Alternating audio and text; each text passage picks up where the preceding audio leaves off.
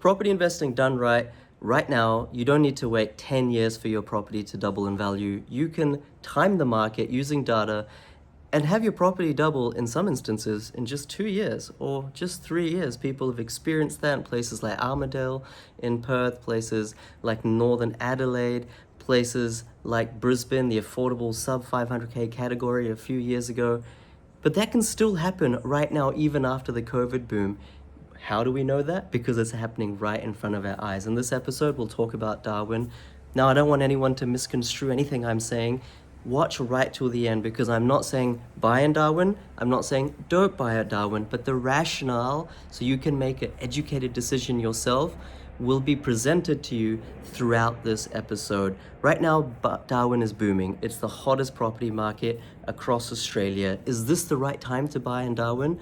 Stick around right till the end. I think you get a lot of value from this episode. My name's PK and I help people build passive income through the Property Investment Accelerator using data without needing a $15,000 buyer's agent every single time. This channel, we talk about the economy, we expose the reality about the housing market, and we talk about financial happiness, real happiness, all right? Real financial happiness, not to be misconstrued as broader life happiness. Those two are two different things, so I don't want to be a spruiker and saying money will make you happy. It definitely don't make you unhappy, but we talk about that stuff as well. Anyway, I digress. Hit the subscribe button, give it a like if you get value.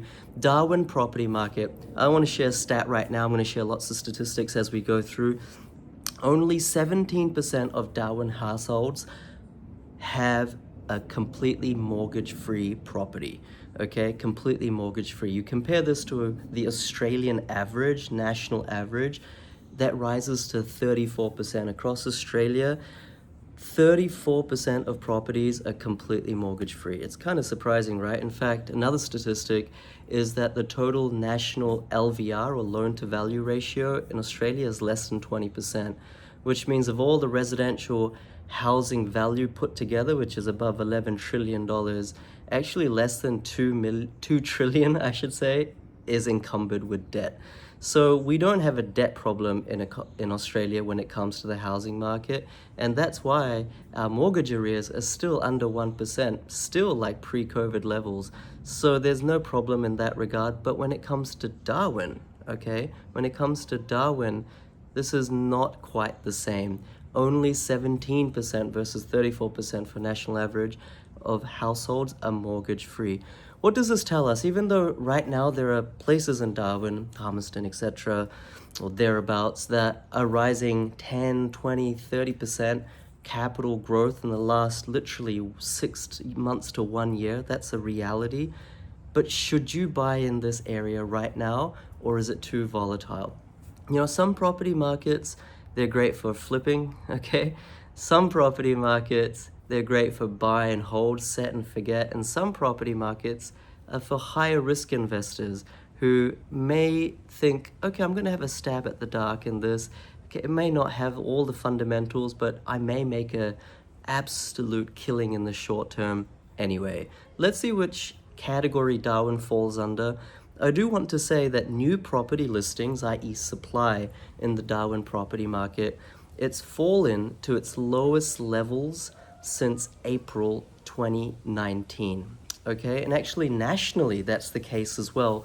Right now, only 19,650 properties are listed for sale across capital cities in Australia. Of course, Darwin is a capital city as well for Northern Territory. And this is a low, a 6-year low. Okay, so when supply is shrunk or is low and demand is robust, then property prices have to grow. It's just the law of supply and demand. And here's the thing, right now, Darwin listings are down. There's been a huge drop in Darwin housing listings. They're down by 37.9% compared to this time last year. So it's not like, oh, this is, excluding seasonality, maybe summer impacts that, maybe winter impacts that. Actually, like for like, we're about 40% down on housing listings in Darwin. So when there's less houses for sale and 40% less, even if demand isn't that strong, prices are going to go up. Now, I want to consistently reiterate, this episode is not about me pumping Darwin. I don't own a property in Darwin. My clients, I think probably only a handful of clients have bought in Darwin.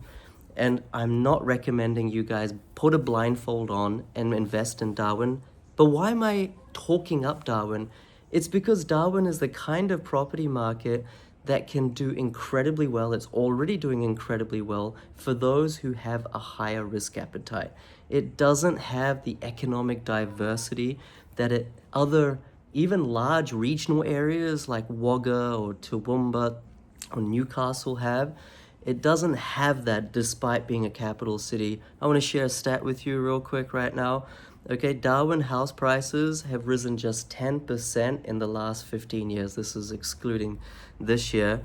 But before that, the preceding 15 years, it actually grew faster than Sydney. Okay, it's unbelievable, but not the last 15 years, but the 15 years before that, it actually grew faster than Sydney. And so this is what happens when you've got small markets that are easily impacted by large infrastructure projects. When you've got large LNG projects off the coast in Darwin that are in not production mode but expansion mode. They've just recently drilled and found gas, and now all of a sudden there's a $50 billion project with tens of thousands of workers needed. Those kinds of phenomenon, especially if there's a lot of them, they can really make a huge impact in a small, illiquid market like Darwin.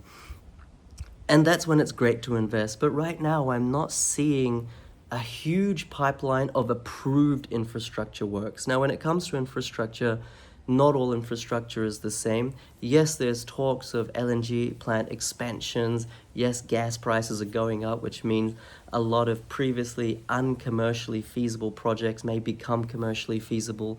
But none of this is actually set in stone, because for it to actually impact property markets, these projects need to cross what's called a final investment decision, FID. I used to be an investment banker. I covered oil and gas stocks at JP Morgan. So I know how these pipelines work, pardon the pun, not talking about gas pipelines, but pipelines of projects. Initially they're in exploration phase, concept phase, design phase. It's only when it's rubber stamped, all the funding is approved either from the federal, state government, or private financiers, that is when the jobs start coming in. So there is significant hope for more infrastructure projects like this in the Northern Territory, off the coast of Darwin, etc., but they haven't reached funding stage yet. And so that's why, for me and for many other low-risk investors, we say it's too risky to buy in Darwin. But I don't want you to watch this episode or listen to this episode in 3 years' time and say, PK was so wrong, like Darwin property prices have doubled. And that's what I'm saying. They've already gone up 20-30%. Because for those who have the requisite risk appetite, it can be an amazing play. You can make a complete, you can hit the lottery in Darwin right now, still now, even though a lot of it's gone up 20%. You can still hit the lottery. Yields are still above 5%, in some cases 6%. You can still buy something under 600K, under 700K, which, let's be honest, for a freestanding house, you can't really do anywhere else in a capital city across Australia, or a large capital city at least.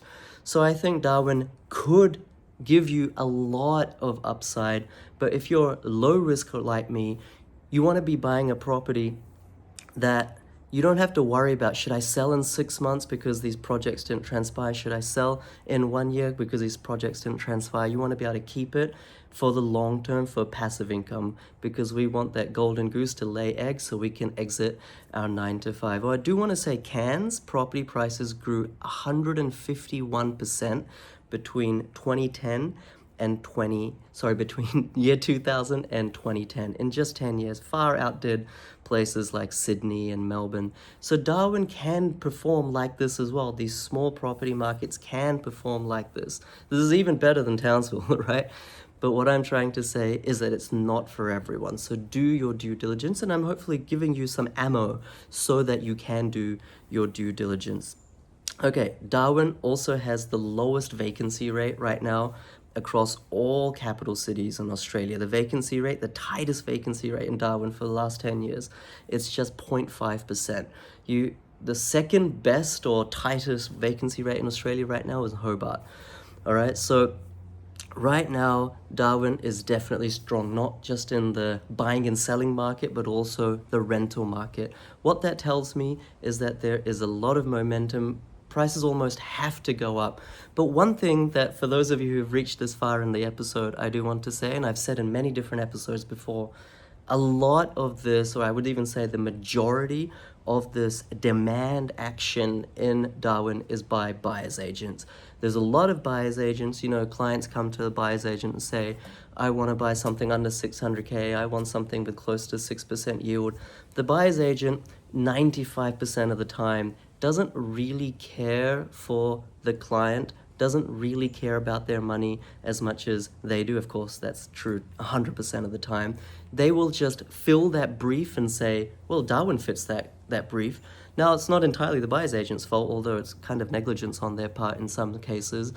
It's actually the fault of the client. They should also specify, no, I want something low risk, I want something low maintenance, I want something where the economy is diverse, where my property prices can't go down by 50% in a year as well, right? It's not just the upside you have to look at, but the downside as well. But they don't say this to the buyer's agent, so the buyer's agent takes advantage of this and puts them in Darwin. Now, this is what's happening. Over 50%, in fact, my real estate network and property manager network in Darwin is telling me more than 60 to 70% of all transactions right now, especially under the 800K category, are done by buyer's agents from Sydney and Melbourne. So this artificial demand can really take the rug out from underneath all these property investors that are going in. But what may happen what may make this demand more sustainable is if local home buyers, first home buyers, think, hey, okay, even though this demand is like completely surprising because none of my friends or family locally are buying here, but prices are rising by all these interstate people, and they of course hate them. We got to get in. Okay, if we don't buy in now, in 2 years' time, in a year's time, we'll be priced out of the market. Now they start flooding into the market, and now this demand becomes sustainable. So it's so strange, like property in Australia, especially these smaller markets, they're so prone to be artificially manipulated by buyer's agents, of whom there's more than 5,000 right now. And these buyer's agents are they don't care if in 2-3 years time the market drops. By that time they've already made their $15,000, $20,000, $25,000 commission.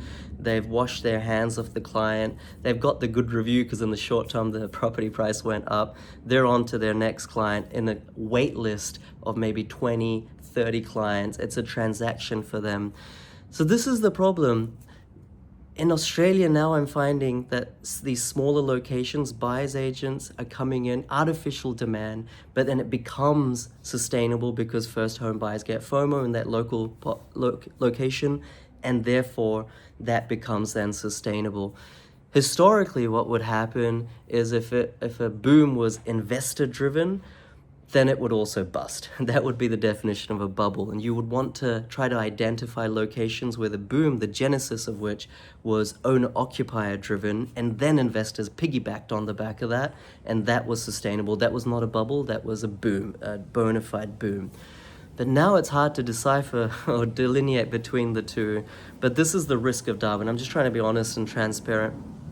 For this reason and many others, my clients haven't really gone into Darwin in a big way, but that doesn't mean they've missed this opportunity. They've got the same gains, if not better, in other locations, regional, right now regional Victoria, regional New South Wales. There's so many opportunities, even in some capital cities. Hobart's starting to pick up a little bit. But hopefully I'm starting to paint a really interesting picture of Darwin for you. Please let me know, are you investing in Darwin? Do you think it's a good idea to invest in Darwin right now? Leave a yes in the comments. Do you think it's not a good idea to invest in Darwin right now? Leave a no in the comments. This is probably the first video or first episode I've done on just Darwin. If you want other cities where you want me to hone in, especially locations where you can double your money potentially in 2 to 3 years, leave a comment below. Give that town or city a plug in the comments and I can do a deep dive on that. Overall, Darwin's likely to go up, but is it for everyone? Not necessarily. My name's PK. Hit the subscribe button. Thanks, guys.